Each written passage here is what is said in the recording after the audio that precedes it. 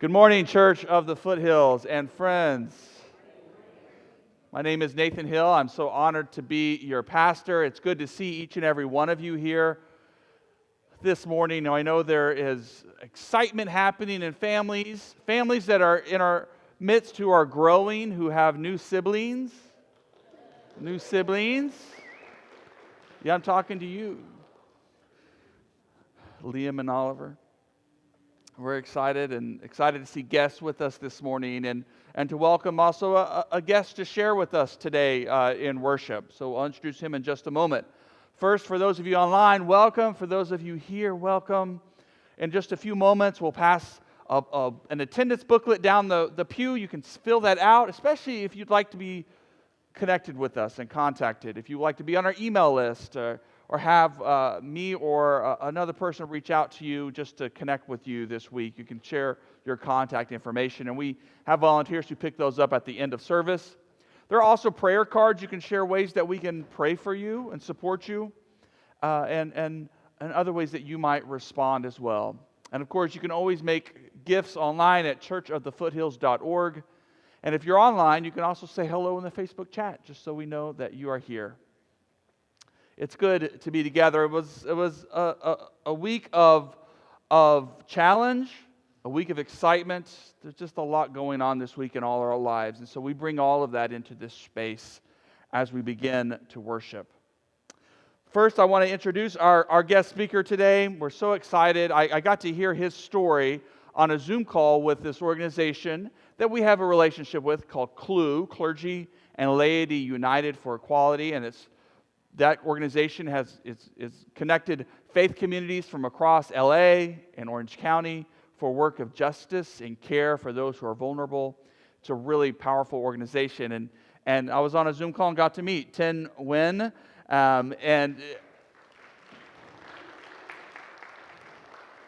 And get to hear some of his story, which you're going to get to hear this morning too, a powerful story.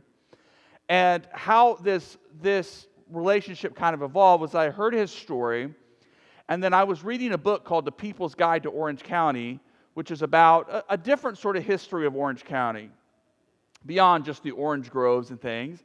But one of the stories, for example, was a story about the Tustin tennis courts. And back in 1997, after the Super Bowl, two white men went out. Both of them, it turned out, had white supremacist values, and they went to the tennis courts by the Tustin High School, straight down the road, and along came a young Vietnamese-American man who was rollerblading, enjoying the evening, and they proceeded to assault him and kill him. And I don't know if any of you who are in Tustin have heard about this story. It's one that can kind of fly under the radar because it makes us uncomfortable and because it's not a fun history that we think about. But the Vietnamese community really rallied together to demand a good investigation, and sure enough, turned out that both of those young men who are in prison were convicted and charged and convicted. They had gone seeking to take someone out because of the color of their skin. And so it's a reminder that we have work to do as a church in this community, to listen to other stories, to look at other histories, and know we have work to do, to step up and to provide an alternative and be in solidarity with our neighbors. And so Tin is the Immigrant Justice Coordinator with VietRise, which is a social justice organization that's connecting the Vietnamese American community and organizing them to equip them and support them and advance their interests in Orange County. And so any of you have ever gone to Garden Grove and had some great food, or we have been blessed by our neighbors from the Vietnamese American community, and so we're going to get to hear more of their story, of their work, and ways that we can step up and put our faith into action. So Tin, welcome. That's all. We'll hear from him in just a little bit. We're here to worship. I want to invite Jerry Wolf to come up and share, because this was a week also, and I know if we have guests here, this was a week of some change in the life of our church, and we just want to have a moment to address that as we center ourselves for worship. Thank you, Reverend Nathan. As many of you know, that a decision has been made for Reverend Kell to no longer be associated with the church. That decision was a difficult process. Personnel committee, working with Reverend Nathan, made the decision. As Pastor Nathan has the authority for staffing purposes to determine which direction the church will take when it comes to staffing, and also working in conjunction with the cabinet and all members of the congregation as to what's going to be in the best interest of the church moving forward. These decisions are difficult, and change is difficult, but we all have to accept change as we move forward, not only in the church, but in our daily lives. The decision, again, was not made out of any spite, but it was made as a staffing decision. And the opportunity for the church to move forward in new directions, and this is what we have to do. As a congregational church, we delegate the authority for staffing purposes to our senior pastor, and so that's what has occurred. And we all hope that you will embrace these things happening, even though it may be difficult for some people to accept. We will be honoring Reverend Kell on May 19th after church, and we hope that all of you will participate, and we will always support her in her moving forward in her life also. So again, these are decisions that have been made. If you have questions, you can speak with Nathan, or you can speak with me. But let's all embrace moving forward in a positive vein, and let's don't blame anyone. Let's just be positive. Thank you.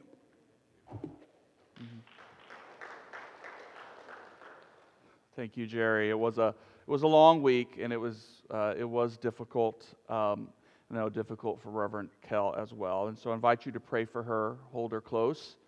Many of you are worried about her, and that's good. That's a blessed thing, and we'll continue to find ways that we can reach out to her and let her know that we care for her, and respond generously to bless her as this continues. And I do welcome your questions, your concerns. I can take it if you disagree with this decision, or let's sit down and talk to each other and listen deeply. And also listen for how God is leading us forward as a congregation to serve our young people and to make a difference in this community.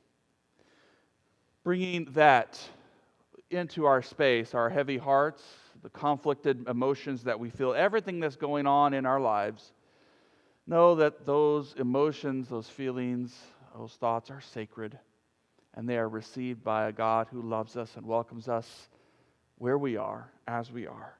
Let's begin with just a moment of silence before we begin to sing our opening hymn.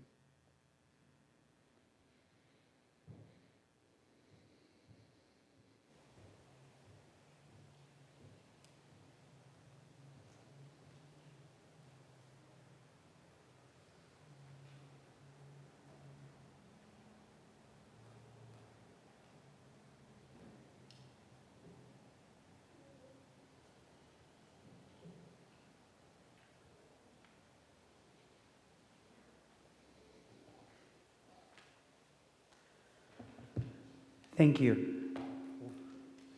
It's a very loud microphone, sorry.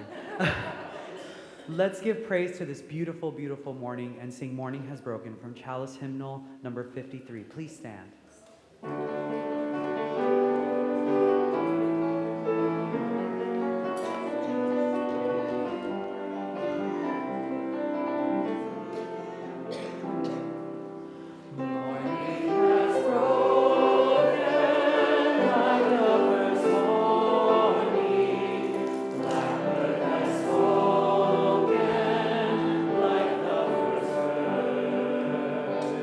Praise for the sea.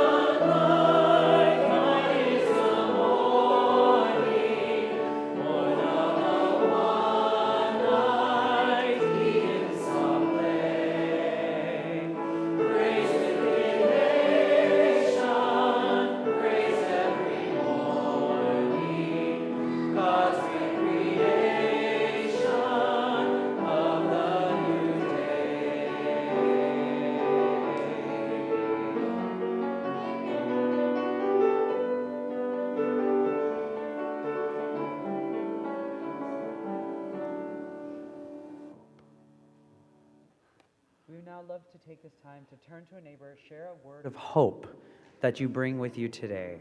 Share a word of hope. Share a word of hope. Hi, Sammy. Nice to meet you. Hello. And a word Hello. of hope. A word of hope. Birthdays, Oh, right? Birthdays, yes. My partner is turning 31 today. Nice. Yes, so hope for a good year. Yeah. That's great. Any words of hope? Having a baby boy? Oh, wow. Oh my That's gosh. awesome. Congratulations. When? August. August. Yeah. That's my birthday. Oh, August 24th. he may be around there. We'll be twins. Yeah. Hope for twins. Hope for a birthday twin. Yes. Hope. Hope for fresh baked bread. That's Yes, that's right. That's exactly right. yeah. All right.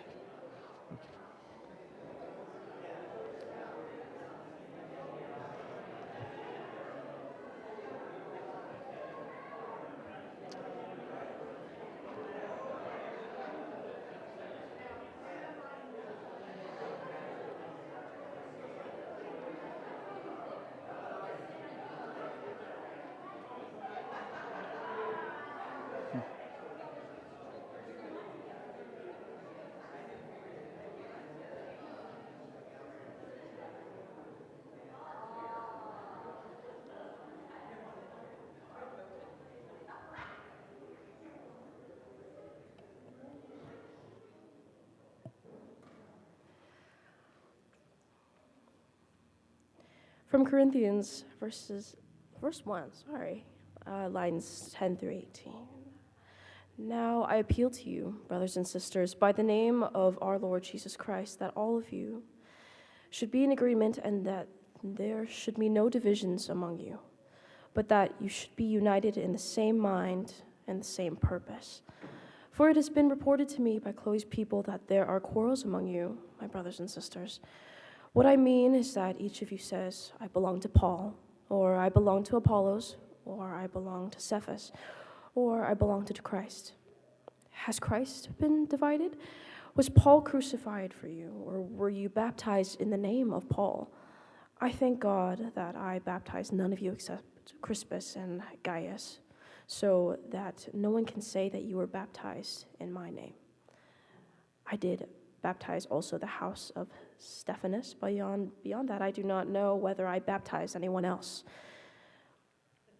For Christ did not send me to baptize, but to proclaim the gospel, and not with eloquent wisdom, so that the cross of Christ might not be emptied of its power.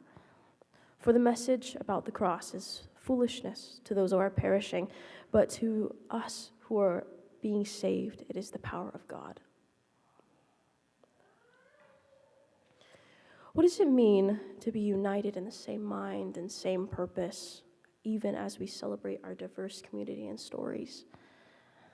I've been born and raised in Southern California and never left, and it still feels like a light bulb in my brain goes off whenever I hear anyone in my general vicinity speaking in Vietnamese.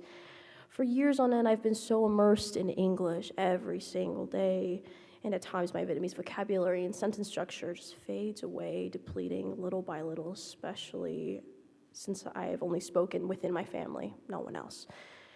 And it's even harder if I don't see them regularly to keep it up. So it brings me the slightest bit of happiness to know at the very least I can understand just enough. And the other day, my partner Nina and I were at the park pushing little Emmy Linton on the swings. One of us at the front, one of us at the back, just playing, getting her to laugh, pushing back and forth. And a little boy next to us was being pushed by his grandfather. His father was on the phone, sitting on the bench not too far away, and then came back after he was done, and then mirrored the both of us, standing front and back, and both of them swinging at the same time. And they were speaking to him in Vietnamese. It made me a little happy, knowing I knew what they were saying, and the three of us waved hi to them, and in that moment, all of us shared that same purpose by being the force that pushes these little ones towards joy. It's moments like those where you're reminded that even with the busyness of our individual lives, we are blessed with a connection of significance that interlinks us all. And let us celebrate that whenever we get the chance.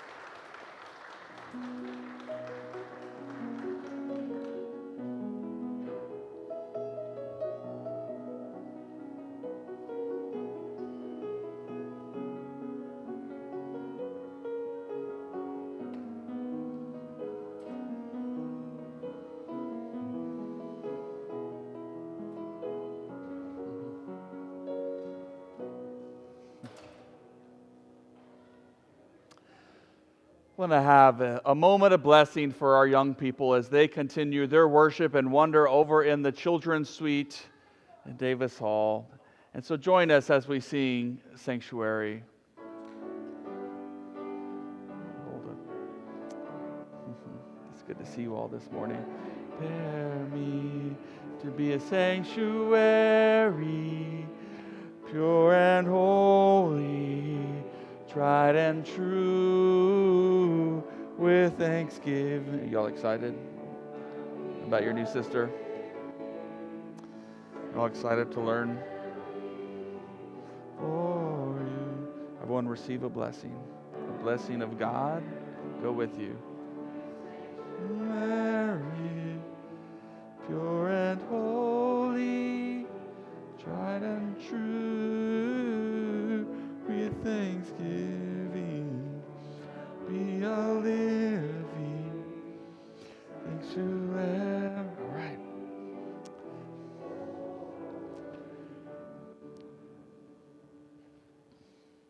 All right.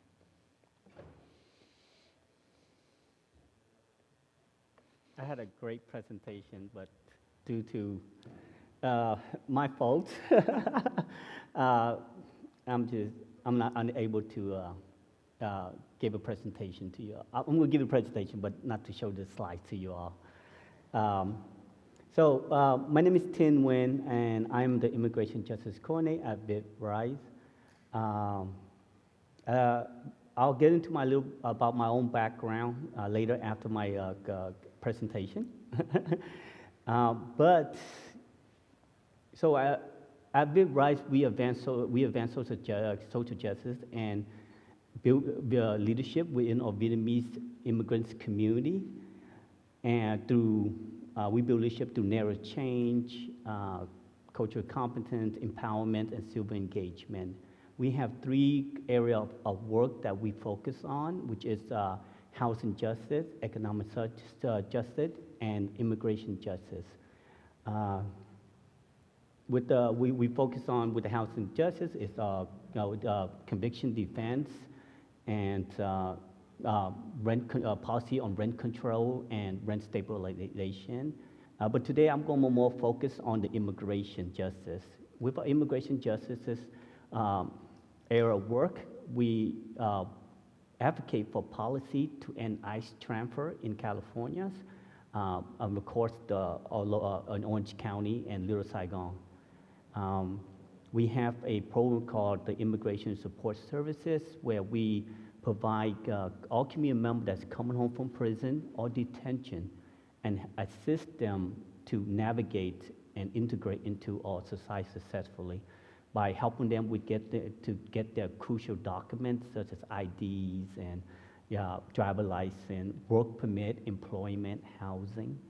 And of course, the last one we do, the last focus we focus on is deportation defense, where our immigration community members come home that have immigration issue.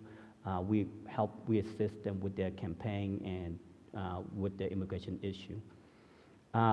One particular immigration, the defense campaign, deportation defense campaign that I'm running is called Keep Ang Home.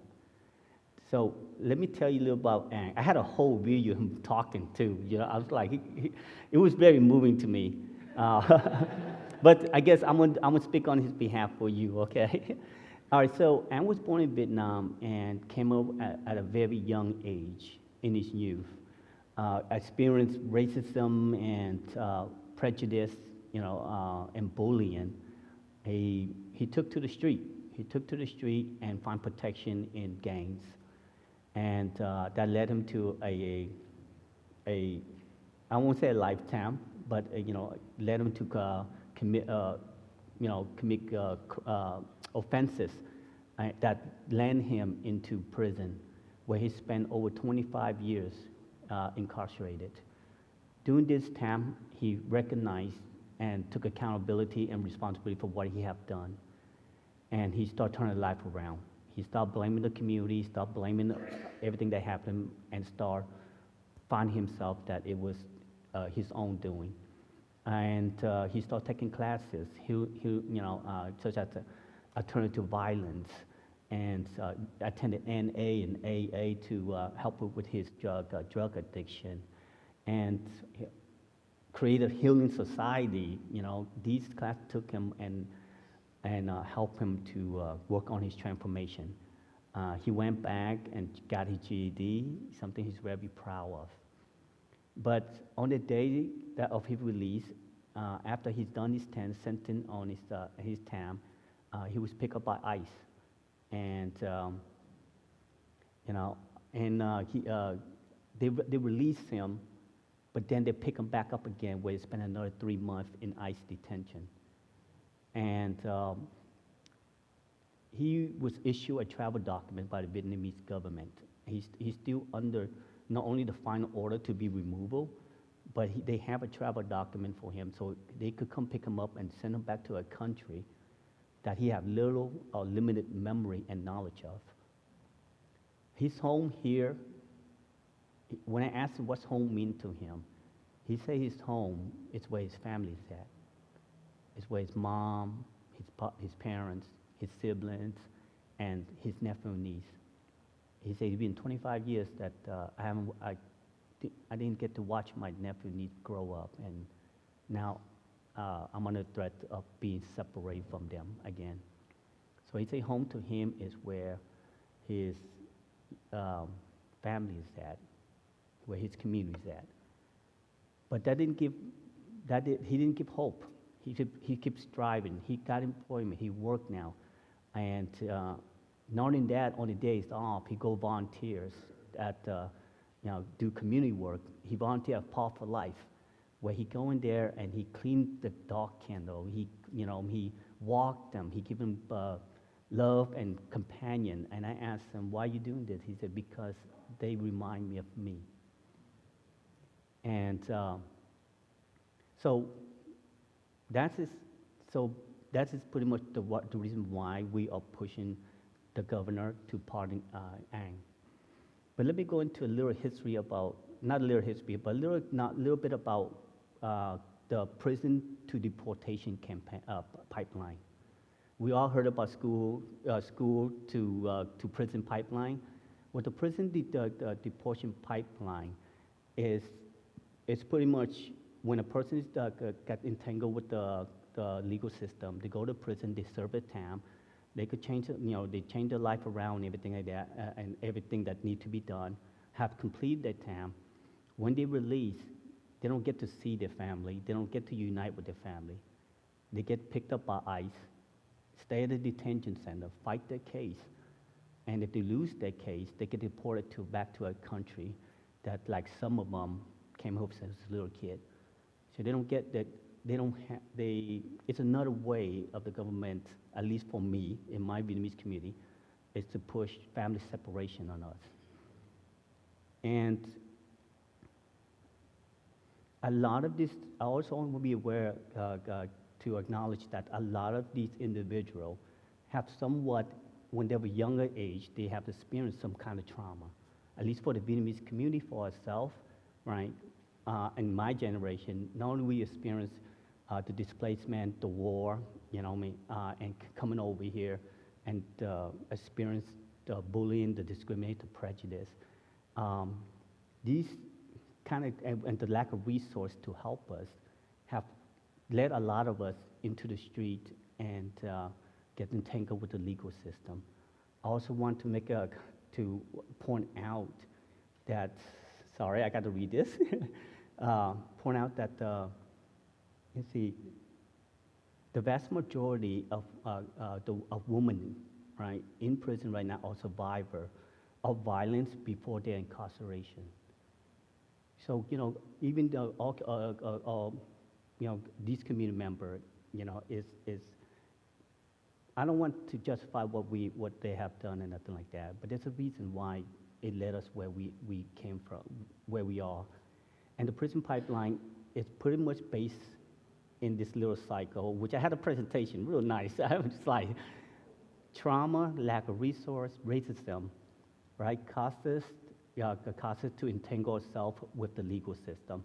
In 1996, the immigration policy under I believe was the a legal immigration responsibility, and I forgot the last act, and the aid and the Anti-Death Penalty Act of '96 have criminalized you know, the immigration policy, in the sense that if we are convicted, they have added more low offense into the category of deportable. They have tied the judges behind the hand behind their back to provide a just and fair hearing, and they have put in placement for ICE to utilize local law enforcement to identify and detain and hold immigrants for ICE to come pick them up. So it would cost California a lot of money, taxpayer money in that sense. So, oh my gosh, so embarrassing. Sorry. So, what can we do as a community to defend Ang against deportation? We can write him a letter of support and ask the governor to pardon him. We can call the governor's office. We can engage into local elected officials who represent us to support a pardon for Ang, and also participate in digital action, social media, share his story, go up to his web page. I mean, our web page where we have campaign. Go into his campaign and you can sign his petition. And also questions, what is the Keep Ang Home Pardon campaign? The Keep Ang Home Pardon campaign is a combination of legal advocacy with public advocacy and community mobilization to defend Ang against deportation. It's also about the community member can support Ang, and a way to disrupt the prison and deportation pipeline by taking action and calling Governor Newsom and your elected official to pardon Ang. Why pardon? See, many immigration, Vietnamese or community immigration, once they get convicted, they go to the immigration court hearing. They are under if they lose, right, they are under order of final removal, and only a pardon from Governor Gavin Newsom can how can I say it? Only his pardon, right, from the conviction, where a individual, at least for Ang, can reopen his immigration cases, and eliminate the immigration consequences of the conviction. And what the pardon do? It restores his rights. It gives people an opportunity to get licensed and for a professional career. But it's also in some cases, gives immigrants in some cases a chance to reopen deportation defense cases, as I stated earlier. I jump ahead. So this presentation is we asking the community at Foothill to support him by writing him a support letter. In the back, I think at all. Davis Hall. In the Davis Hall, I have our support letters, a sample of it, and also his background and an envelope. And please, you are welcome to, when we over there, you're welcome to actually pick one up.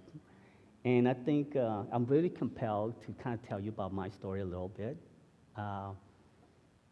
So, like Ang, I experienced the same thing. I took to the street too for protection. I didn't find safety at home.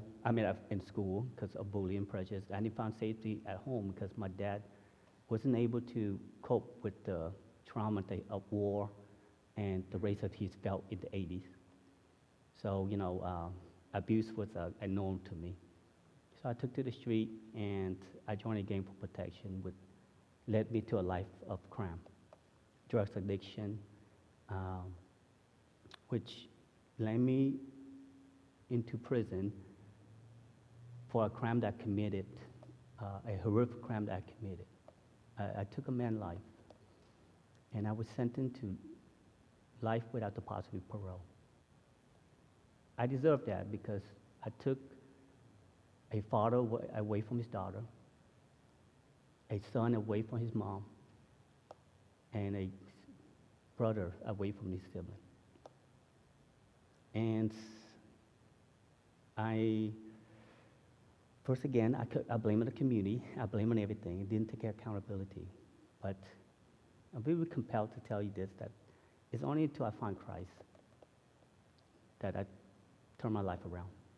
And I took accountability for what I have done and responsibility.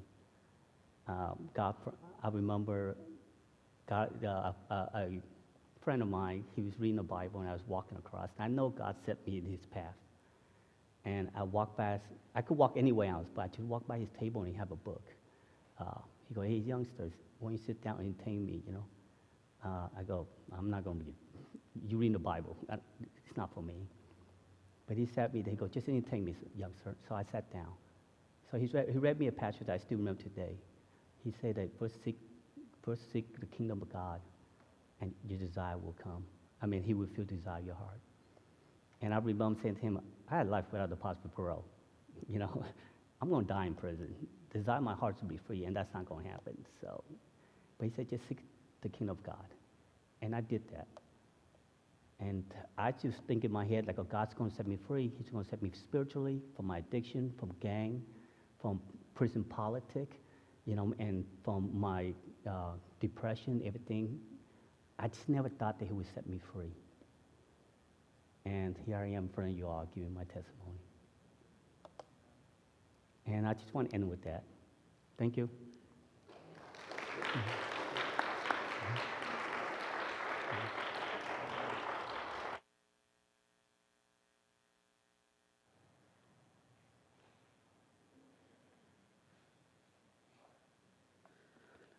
As our response to rejoice in all of God's goodness, let's sing Shine, Jesus, Shine. Please stand with us. Chalice Praise, number 39. Shine, Jesus, Shine.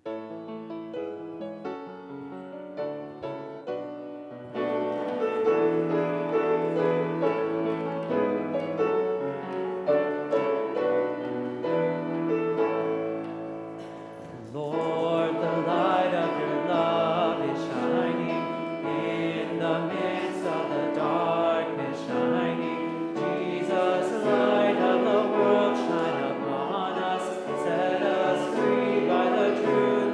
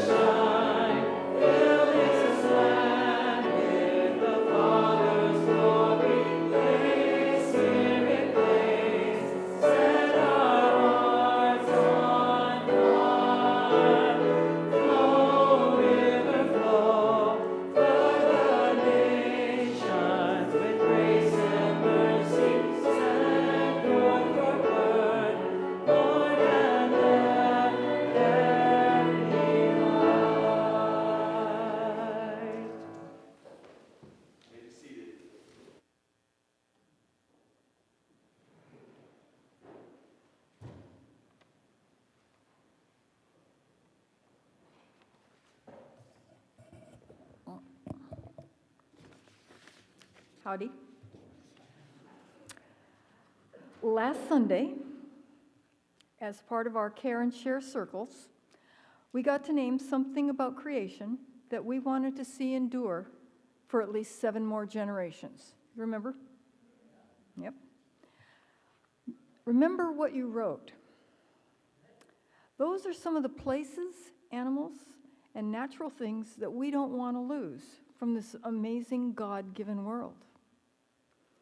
But because every day is really Earth Day, Pastor Nathan has asked me to say just a little bit more about Earth Day and for our stewardship, for our stewardship message. I'm going to share with you a clip from an Earth Day message I got from one of my nature heroes, Bill McKibben. Now, some of you probably already know McKibben. He is the founder of the environmentally active nonprofit 350.org and the more recent Third Act, and that's for those of us who are over 60. But you may not know that McKibben is also a religious man, and he has written a lot about the spiritual underpinnings of his drive to save the planet. In this clip, Bill lists with clarity and some humor not only the ongoing challenges facing us right now, but more importantly, the power we have to preserve this amazing living world God has gifted us. Now, just between you and me, this is just a portion of it, because it was 9 minutes, and I didn't figure you'd all want to be sitting through that. So it was produced for the PBS NewsHour by a group called BBS, or Brief But Spectacular. Roll the clip.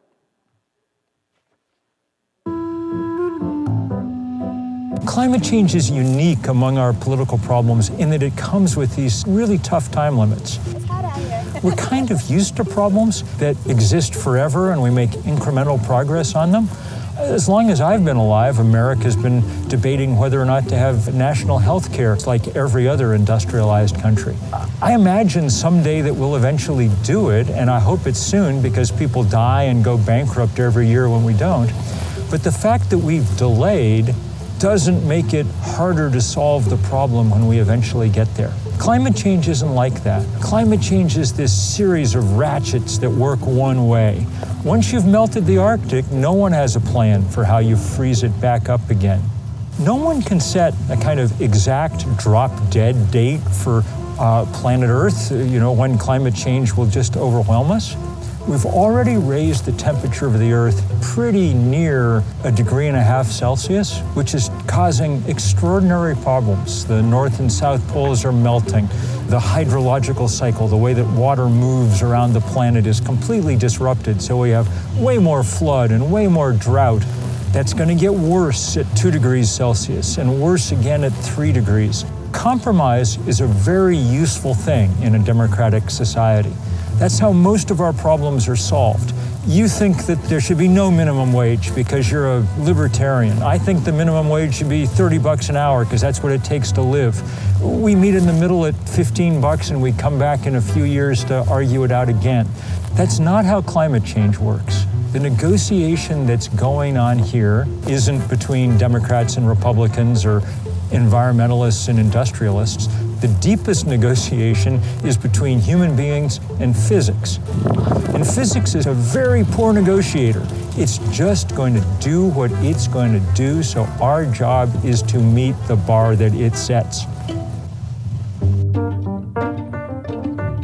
Young people are providing most of the leadership in the climate fight, and thank God. There's millions of them engaged in this. We know about Greta Thunberg, and we should. She's remarkable. Standing on the brink of a catastrophe. What fun it was to send her a letter of congratulations this year on her graduation from high school. Think about that a minute. But you know what? I heard too many people my age say, oh, it's up to the next generation to solve this. That's a rotten thing to say, and it's also an impractical one. Young people, for all their energy and intelligence and idealism, lack the structural power to make the change we need on the scale that we required in the time that we have. If you have hair coming out your ears, then you're likely to have structural power coming out of your ears too. Those of us over 60, there's 70 million of us in this country.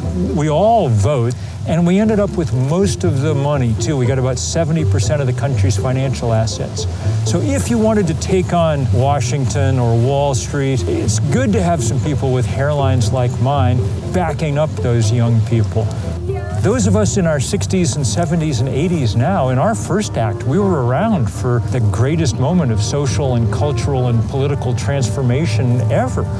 Maybe in our second act, we were a little more interested in consumerism than in citizenship, but that's water under the bridge.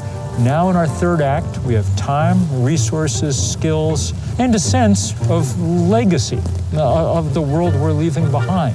Legacy seems like an abstract word until you reach a certain age. And then you understand that legacy means the world you leave behind for the people you love the most. My name is Bill McKibben, and this has been my brief but spectacular take on what we can do together.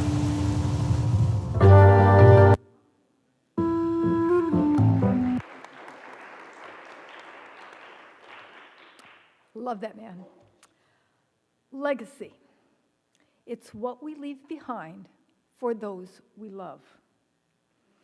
I consider that all we do to keep this a vibrant, living world is our legacy of message of love, and it echoes into the future.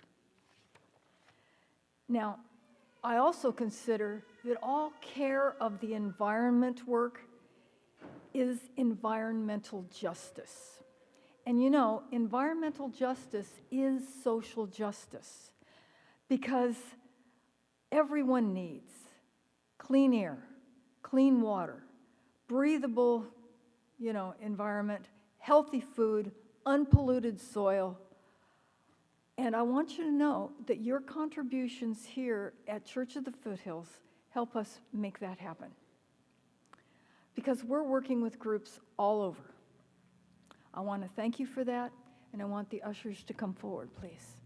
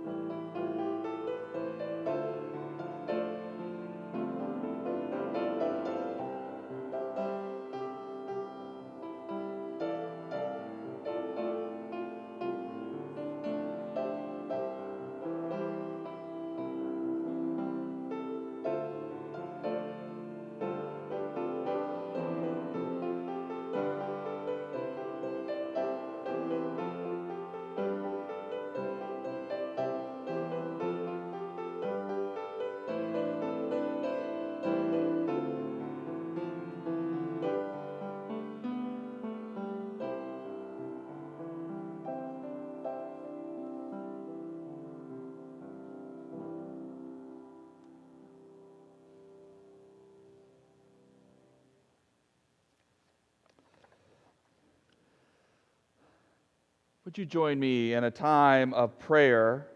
The words are on the screen and in your bulletin on the insert. Join me in prayer as we think about our new partners in VietRise, as we think about our connection to creation, the ways that climate change are impacting so many communities, the needs of our own families and our own spirits. The compassion of the Spirit of God within our hearts compels us to reach out in prayer to other people. Let us pray. From around the world, we hear many children crying, O God, crying for food and drink and someone to enfold them in loving arms. Hear their prayers, dear Lord, and make us instruments of your peace. We see the desolate eyes of refugees, O God, plodding along war-devastated roads or looking from transit camps and from behind barbed wire for glimmers of hope. Hear their prayers, dear Lord, and make us the instruments of your peace. We read about the abused sisters and brothers, O God, cringing from family violence, or suffering in paddy wagons and jails, or assaulted in their own homes by strangers. Hear their prayers, dear Lord, and make us instruments of your peace. We hear the sobbing of the brokenhearted, O God, betrayed by spouse or lover, deserted by parents, watching at the bed of the dying or following a hearse to the cemetery. Hear their prayers, dear Lord, and make us the instruments of your peace. We know about the disasters that afflict others, O God, the bodies mangled in road accidents, those devastated by disease or war, and the minds that have cracked under pressure. Hear their prayers, dear Lord, and make us the instruments of your peace.